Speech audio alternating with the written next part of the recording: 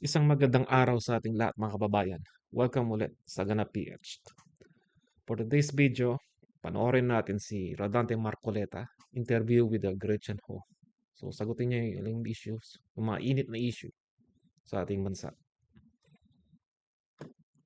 Let's go. Aspirant Rodante Marcoleta. He is with us here in the Morning Matter studio right before he goes to the PDP Laban kickoff in San Juan City later. Good morning. Thank you for being with us. Good morning, Gretchen. It's an honor to be here because morning matters. Ang ganda po nun. Okay yan. Okay, ito nga pong balitang binasa ko, sinabi ko West Philippine Sea. Mali ba yun? Yes and no. Oh, medyo komplikado po yan. Alam po natin, you have made controversial statements recently on the West Philippine Sea. But I guess, including yung sinabi po ninyo nung isang araw na huwag tayong magpakagago at magpaka-ignorante katulad nung Commodore na yun. Bakit yun naman po nasabi yun? Bakit nyo po namura si Commodore Tariela? Well, it was not an offense intended for him, but as already discussed in so many fora, I said that we need to educate our people in support of the statement of the cyber investigation coordinating center. Because the executive director made a statement in one of our hearings that we need to educate and empower our people, especially in the West Philippine Sea, because the bloggers are assuming that they knew this or that, but in reality, the West Philippine Sea is a complicated, more than a troubled waters. Okay, so then how do we refer now to the western portion of the Philippine archipelago? I said that we should call it, well, ours, West Philippine Sea, but that is only insofar as we are concerned. But we need to have it recognized by the entire world, by the community of nations, before it is to be officially called West Philippine Sea. Like if you are not supposed to just name a street in a locality without going through the process of, let's say, enacting an ordinance to just recognize that particular street. This is our body of water. It's covered by the entire exclusive economic zone. I'd like to tell our people that whether with name or without name, this is still our EEZ, and we need to fight for it. So within the Philippines, it is correct to call it the West Philippine Sea? Yes, domestically. That's a political statement. Okay. But the bloggers are using it. But considering that we are not alone in the world, because we need to be recognized by the community of nations, we need to have it officially registered in the International Hydrographic Organization. It's like, not being able to put a word in the English dictionary by yourself. Because when you say kasi walang West Philippine Sea at katang isip natin to, gawa-gawa natin ito. I do understand and agree that this was a creation of Administrative Order 29, where President Aquino officially mandated government agencies to call the western portion of the Philippine archipelago West Philippine Sea. It was a creation of that, no? But hindi tama po kayo, hindi po ba ito lang yung unang step into actually having it recognized by the world, by the IHO, which you also mentioned, the International Hydrographic Organization? Yes, but we need more to do and follow up the processes. It's a tickless process, You have to go to the United Nations and follow the processes needed in order for us to be recognized. Because in the international map, the whole area is still called South China Sea. Doesn't mean that it is owned by China. Much like the Indian Ocean, it is not owned by India. The Gulf of Mexico is not owned by Mexico, and so on and so forth. And which President Trump also renamed to the Gulf of America recently. How can he do that? He has to deal with the processes, the legal processes recognized by public international but it is law. also important to call it West Philippine Sea ourselves. Is that correct? Because actually, I took a look at that. In 2022, the Philippines has in fact submitted 9 proposals to the IHO that were kept pending because of which requested mutual consultation between interested parties. Kumbaga, in dispute pa itong mga area na to, kaya pending pa siya. Pero meron na tayong sinumite ng mga proposal sa IHO to recognize this. Actually, nandun din siya sa AO29, sinasabi na the DFA and NAMRIA are to, at the appropriate time, submit the AO and the new map with the West Philippine Sea to the IHO. So kumbaga parang tumatakbo naman na yung proseso. Yeah, but the premise was actually taken out of context. We were hearing the bloggers who were using all these terms, but I said, if you are not able to educate our people, we are not probably referring it correctly. Because as far as we are concerned, I'm not saying that it is wrong for us to call it West Philippine Sea, because I said, with or without name, that particular area is ours, and we need to fight for it until the last blood. But what is the problem with the vloggers? Because as already taken up in the hearings, the bloggers are doing it or maybe stretching it further, like meron siya nasabing deep fakes, and then there are fake news. That's why the executive director of the CICC mentioned that we need to educate our people on the complexities and the complications of the West Philippine Sea. So let us begin, I said, with the term West Philippine Sea, because, well, internationally, it does not exist. Because if you see the international map, there is no West Philippine Sea. It is ours to claim. It is ours for us to claim that this is West Philippine Sea. But we need to do more than that. I guess we need to put the proper context also to your statement na Yes. when you say the West Philippine Sea does not exist, it means hindi pa nakataga sa bato sa international maps. Yes, At that's what gumugulong pa yung That's proseso. what I was trying to tell them. But until But the isn't your Commodore, statement also confusing in itself? Like, lalong malilito yung mga tao. Totoo ba talaga may West Philippine But Sea? that is Baka the way lalong- we educate our people. We need to steer their imagination on this, because Commodore Tariela said that I was a traitor. Okay? Can you imagine a Commodore holding such a position and speaking for the country will call me a traitor by just trying to educate our people on the complexities of the term itself? Although I am aware of several of their initiatives. For one, there is that We comic have not book. succeeded. That comic book that they have been distributing, explaining the differences between territorial sea, EEZ, ano bang tawag natin That's a good dito. start. Ano yung in-award sa atin ng 2016 Arbitral Award? Hindi po ba meron namang ganong efforts? Although we all have our ways to go in Yeah, terms but of understanding it's more how than that. complex For this is. example, the arbitral award. What did the arbitral award did for the country? Well, it only said that, you know, the 9-dash line sketched by China has no legal basis, has no historical basis.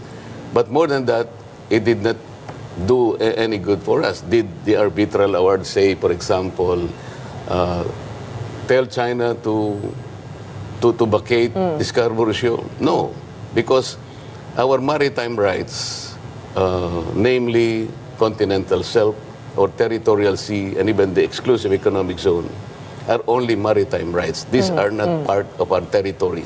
This is where we need to Actually, explain yun our naman people. po ang nasasabi nila na Yeah, ito but po ay our easy. people do not know. Generally, do not know. For example, within our exclusive economic zone, in the middle of that portion of the sea, is the Scarborough Shoal. And the occupant now, among the claimants, Malaysia, Brunei, Philippines, Taiwan, and so on, the occupant is China. We used to be there, but now China is occupying that particular feature. So what is the significance of that? Under public international law, the Scarborough Shoal, because it is an island, it is entitled to its territorial sea, which Correct. is 12 miles from its baseline.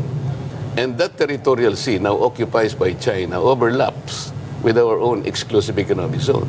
That's where the problem lies. Now, we need to explain to our people. That's Actually, why I I'd like to started- challenge that they are the official occupants of the Scarborough Shoal because that is still in dispute. They have submitted their claims to the UN, But it has also been called a traditional fishing ground where Filipinos are supposed to be able to come in, to be, makapag-isda sila kasama ng Vietnam, Taiwan, China, 4 po yun na bayan. Pero yung hindi po ba, pag sinabi nyo pong sila ang official occupant nun, parang ibinigay nyo na rin sa kanila at nirecognize nyo na rin ang kanilang, na kanilang teritoryo po yung Scarborough? No, wala, hindi natin binigay sa kanila. Hindi, kasi kayo po ay nagsabi na sila po yung occupant. No, that's why we need to educate our people. Because in public international law, the occupant is the owner. It's unlike our domestic But that law. has not yet been recognized Because though, there is by UNCLOS. there is no world court today that will adjudicate that. That is the problem. Let our people know that there is no world court today that will adjudicate in terms of our territory. We cannot even say, we cannot even file a petition. Where are we supposed to file a petition in order for us to... So, but isn't it also within our rights to say that that is our territory? Yes, it is. That rock is ours. Yes, we are all claimants, but the problem Correct. is the one occupying is China. De facto Yes, control. de facto, Okay. but Okay. it is physically occupying that island. Correct. And under public international law, the occupant is the one who will enjoy the territorial waters of that island. Because they have taken it over Yes, ma'am. by force. Yes, ma'am. Okay, let's go. Mukhang pinag-aralan talaga ni Gretchen Ho yung topic. Go to another issue, which is what's in the background of this campaign season, the impeachment of the Vice President. Isa po sa mga nabanggit po ninyo ay ito, tinulugsan nyo nga po itong House Committee on Good Governance and their investigation... On good government. On good government and public accountability. Yes. And their investigation into the alleged misuse of the confidential funds of the Vice President. Sabi nyo, bakit naman iisang opisina lang ang pinipilit ninyong usisain? Hindi ba masyadong halata namang pamumulitika yan? Yan nga po nabanggit ninyo. Ano? But hindi ba nasa kapangyarihan din ng Kongreso yung power of the purse? They have legislative oversight over spending, and what they're doing here is actually part of their mandate. Yeah, the power of the purse is another. But auditing the usage of public money is another. There is only one office which was given the mandate and authority to audit the utilization of public funds. It is only the Commission on Audit, nothing else, nothing more. But they used the COA reports in that hearing, and there were notices of disallowances given to the committee. At nasa kapangyarihan din yon ng House Committee na ipatawag ang mga department heads para ipaliwanag kung paano nagamit yung That's different. mga That's pondo. different. The Commission on Audit was still starting on its job. The COA issued an audit observation memo. What does that mean? That means COA is still in its initial findings. There are no conclusions yet. And then the House of Representatives, through the Committee on Good Government and Public Accountability, ask COA to submit all those papers which are still being examined by the COA. And the question is, and I raised this issue, how is it possible for the House of Representatives to usurp the functions of an independent constitutional body to which it was tasked for the audit Isn't and it the study just, of all I mean, this? imbis na usurpation, isn't this like complementary because they're also No. investigating in their own capacity? No, you will investigate in aid of legislation, but you do not do that by usurping, or for the COA to delegate the principal mandate that was reposed to them. There's complication there, and they have not even discussed that. By the way, we need to raise that issue, and we need to clarify that. But all of them refuse to answer.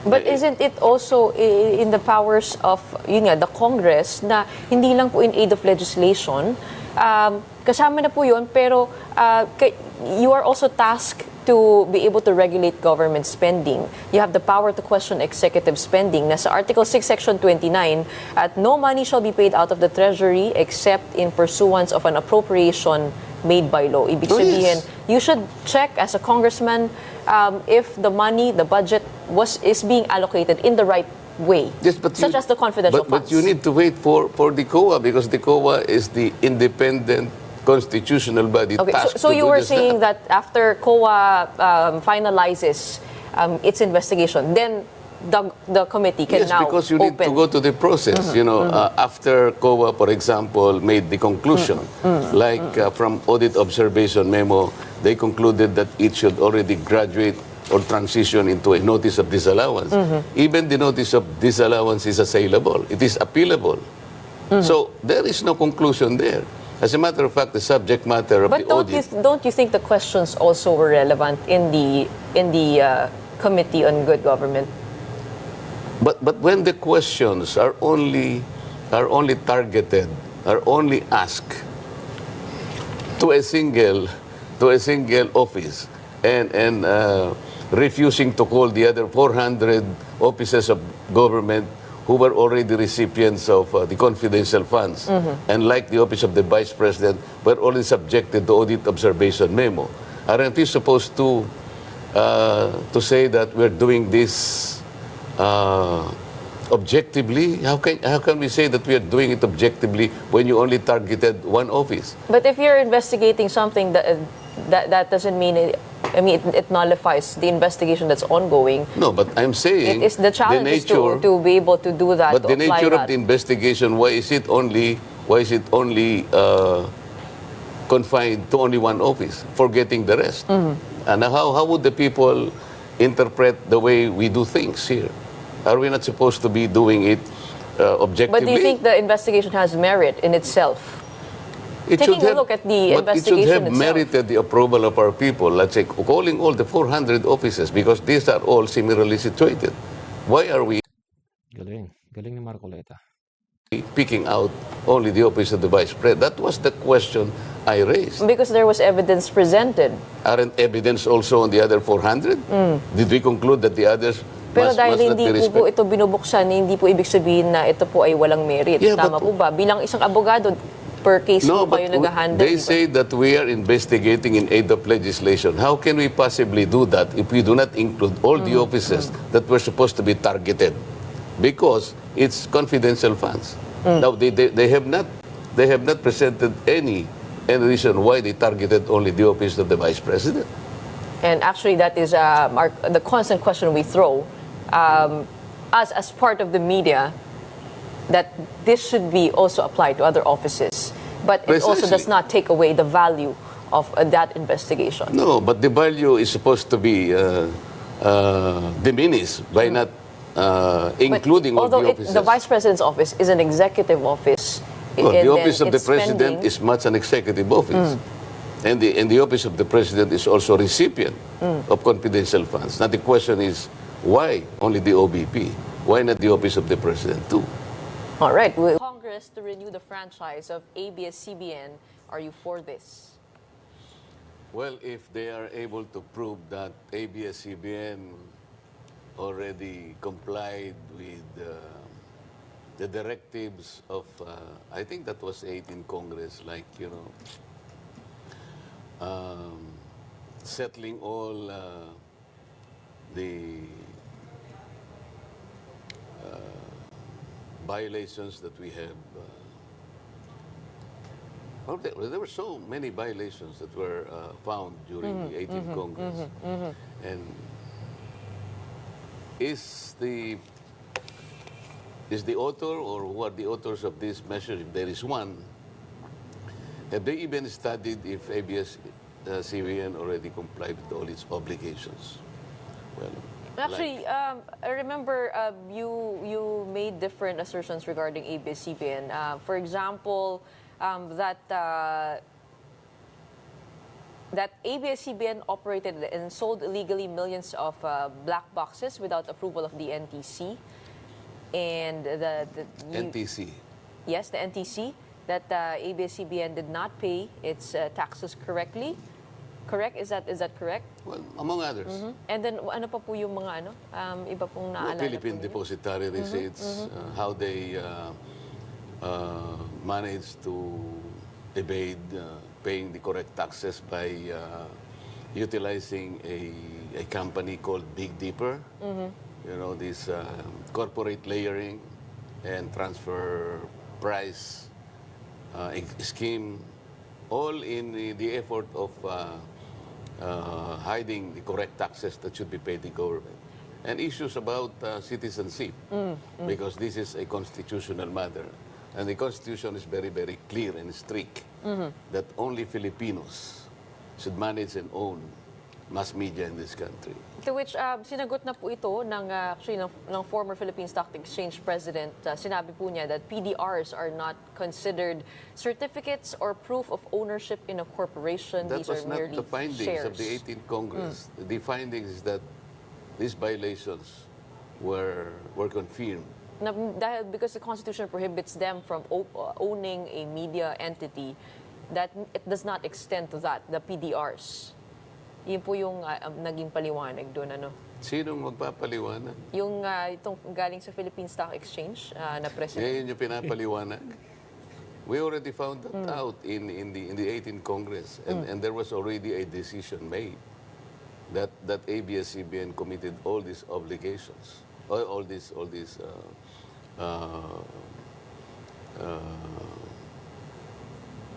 ABS-CBN committed several violations. So, So in terms of the tax liabilities, they are already cleared ABS-CBN. sino nag-clear? BIR itself, the Bureau of Internal How Revenue was it said cleared? no, that Sinabi niya? that ABS-CBN has no outstanding liabilities That that they was have paid only their taxes. one of the assertions in one of the certifications they issued.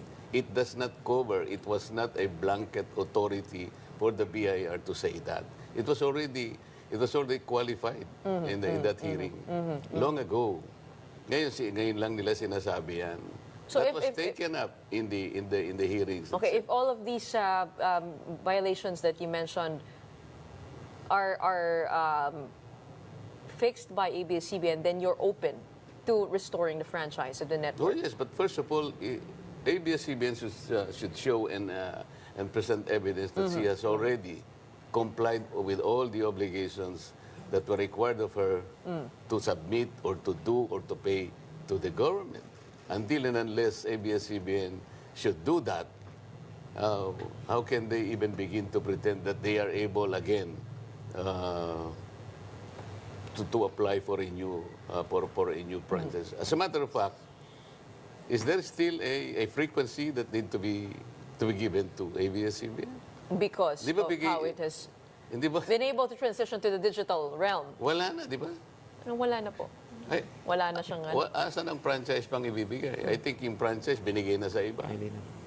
Okay, let's go to your candidacy. Moving the issues out of the way. You are running for senator Yes, this ma'am. time. The second time, this time tuloy na tuloy na. Yes. But you are not with PDP Laban, but you are joining the kickoff later. Am I correct? I am running as an independent senator, but I was adopted by way of a resolution by PDP Laban. As a matter of fact, it's not only PDP Laban which adopted me. There's also this Partido Federal Maharlika, headed by former Secretary Bello, which adopted me. There's also the party of the late Senator Miriam Santiago, the People's Reform Party, which adopted me too. And there is another one which intends to adopt me. They call itself WPP. I think this is called Workers, Peasants, or Peasants Party. Pero wala pa yung formal resolution. So actually, there are four parties. We know that you come from Iglesia ni Cristo. Yes, ma'am. But how do you plan to campaign? I mean, to strengthen your numbers. At the recent Pulse Asia survey, I believe you're number 23 in the list. You have 12.5%. How do you plan to increase those numbers, and which areas are you targeting? You're coming from a survey because you believe the survey. You do not believe that some efforts are being done to dampen my candidacy, and I can feel that. Several actions are being taken up, including the mainstream media. So hindi po kayo naniniwala dito sa survey numbers? Well, I myself, because I can see it. For example, in Hong Kong, I was in Hong Kong by a surprise visit, and I tried to see whether people would react in my mere presence without being or without announcing my presence in that particular day. I happened to be with one of the senatorial hopefuls who are appearing in the survey. I think the one is from 1 to 5. Pero magtataka ka, how the people felt, how the people reacted there. Nobody even took a selfie doon sa isa. Pero sa akin, well, I would not exaggerate, but paano mo sasabihin? We're getting their numbers. For example, SWS, I saw the instrument of survey they did. There were 40 names. And I show it to the chairman of the COMELEC. I said, George, please look at this. I'm not even one in these 40 names they use as an instrument of the survey. When they presented the result of the survey, how come I was number 36? I could not be there because I'm not in the 40. Well, medyo mahigpit po ang laban ngayon, ano? Pero isa sa mga talagang makakatulong po ay ang presence ni former President Rodrigo Duterte. He will be there at the kickoff rally in San Juan. Any idea about his speech? Naging maanghang ang mga salita ni PBBM nung isang araw sa Why kanilang... maanghang? Sinabi po niya, actually I have a list here, sa kanyang mga sinabi. Maanghang? Sabi niya, walang bahid ng dugo ng tokhang ang kanyang mga kandidato, malinis ang track record. Ito, babasahin ko po sa inyo. Tignan niyo po ang record ng ating mga kandidato. Wala sa kanila ang may bahid ng dugo dahil sa tokhang. Wala sa kanila ang kasabwat sa pagbulsa ng sako-sakong pera, pinagsamantalahan ang krisis ng pandemya, pinabayaan ng ating mga kababayan na magkasakit at mamatay. Wala sa kanila ang pumalakpak sa China at natutuwa pa kapag tayo ay binobomba ng tubig, etc., etc. I mean, what would you have To whom say is the that? president referring to? Do you think he was referring to the Duterte administration? I'm asking you because I have no idea as to who is the president referring to. So you have no idea? I want to know Okay. because probably you know better. Pero ito pong speech ni Pangulong Duterte mamaya, ay may idea po kayo kung anong sabihin niya? I don't know. I have no idea as to what the former president will say. Pero kung judging from what the president said, I'm very sad why he said that. Because in the last election in 2022, because I was part of the unit team, the president did not say anything about the opponent's political side. He kept on his narrative of uniting our people. I remember that very, very well because I was part of the team. So it's a revelation that the president would turn 360 degrees and now calling names to the other side. I'm really very sad why the president said that. Kayo po ay Nakaka-disappoint talaga guys, no? Yung sinabi ni BBM nung proclamation rally nila. So parang hindi siya yon, hindi siya yung ano, parang kasi binigyan siya ng ano, ng script that time. So parang doon siya nagbase. So parang yung ewan natin kung sino nagbigay ng script na yon. So alam natin na siya yung may pakana. parte ng unit team slate, Yes. but you are now with the side of the Dutertes, specifically because you are choosing to join the PDP Laban kickoff later. I mean, how does this all surprise That's you? the What's misconception. happening? That's a misconception because I said I am running as an independent senator. PDP Laban adopted me, and I think because of that adoption, and I was invited to be there.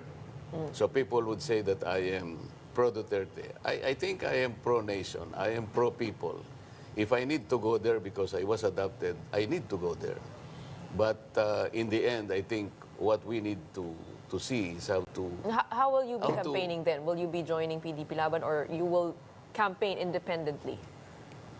As an independent candidate, I will campaign independently. But if there is time to join them in some of my sorties, I will probably join them because this is how we need to get people know us better. I guess on a final note, because we're running out of time, we do know, sabi ko nga po, kayo po ay galing sa INC. Does that mean to say that yung pong mga sinusulong ay also, yun din po ang mga sinusulong ng Iglesia ni Cristo as a representative?